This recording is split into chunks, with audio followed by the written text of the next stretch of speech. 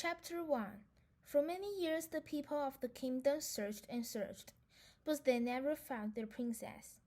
No one knew that far away, hidden in a boxing valley, Mother Gothel was raising the child as her own.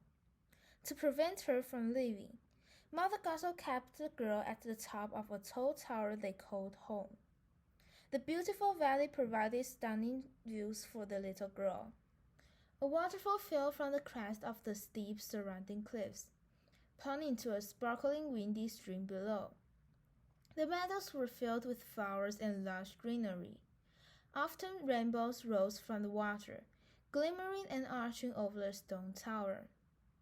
During the day, Mother Gothel would frequently go outside the tower to gather herbs and vegetables.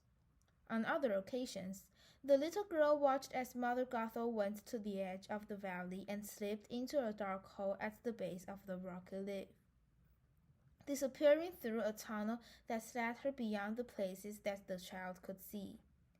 The tunnel opened to a forest outside of the valley.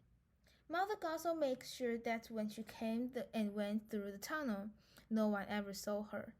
If anyone did see, they might find the hidden tower and the princess. Mother Gothel adored Rapunzel, and the child loved Mother Gothel too. After all, she was the only mother, the only person, whom Rapunzel knew or remembered. Mother Gothel was there to feed and bathe the infants. She watched Rapunzel take her first steps, and she sang lullabies to the little girl as she stroked and brushed her hair every day.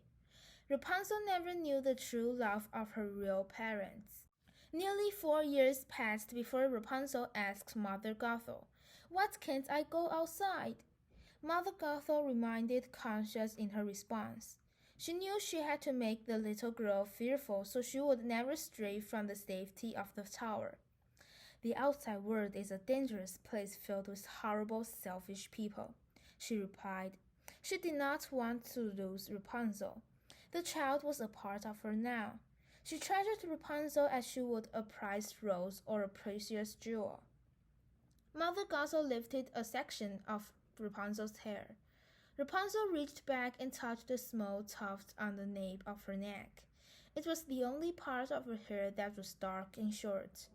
"They wanted your gift for themselves," Mother Gothel said, lying to Rapunzel as she gazed at the hair that herself had cut.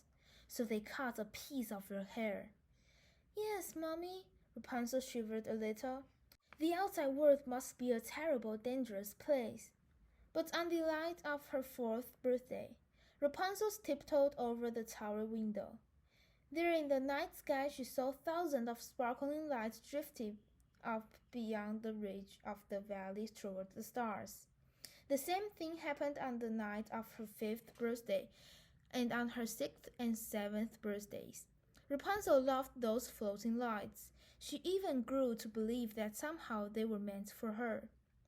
Rapunzel didn't know that each year, the king and queen and all the people in the kingdom released thousands of glowing lanterns and beacons for the lost princess. They hoped that one day the lights would guide her home. Years passed, and Rapunzel grew into a beautiful young woman with sparkling green eyes and golden hair that was nearly 70 feet long. 70 feet of hair that was used to make a swing so that she could swoop from the rafters in the tower, and that made brushes for her beloved paintings. And despite her lonely life spent inside the top of the tower, nothing could destroy Rapunzel's spirits. With her 18th birthday approaching, Rapunzel had decided that this birthday would be different. At least, she hoped so. But first, she had to gather enough courage to ask Mother Gothel for the biggest favor she could grant.